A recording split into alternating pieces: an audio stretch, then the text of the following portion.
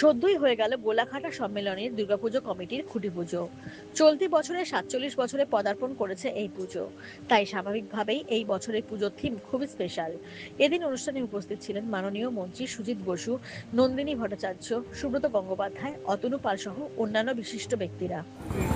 ভালো পুজোর নাম করা পুজো এবার আমার বিশ্বাস এই ভালো পুজো হবে। আমার শুভেচ্ছা রইল যে পুজো দিয়ে শুরু হলো পুজোর কাউন্টডাউন। সবাইকে আমার প্রণাম। আমরা যে শুভ সূচনাটা করলাম এটা ঠিক ফাদার্স ডের দিনেই করেছি, কারণ হচ্ছে আমাদের যে থিমটা এটা ঠিক বিবাহ বিচ্ছেদের বিরুদ্ধে।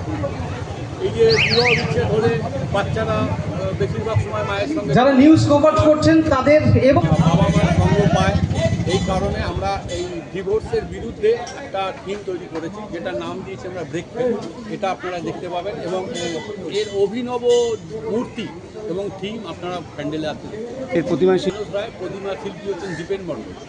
এটা আমরা পরিকল্পনা করেছি আমাদের প্রায় ধরে নিন গত বছর দুর্গাপুজো শেষ হওয়ার পর থেকেই আমরা পরিকল্পনা আজ সকালে একটা ডিভোর্সের এগেনস্টে বিরুদ্ধে। বিশেষ কেউ অতিথিদের কাছে আমাদের এখানে আজকে অতিথি প্রচুর রয়েছে, আপনার বিভিন্ন শিল্পীরা রয়েছে,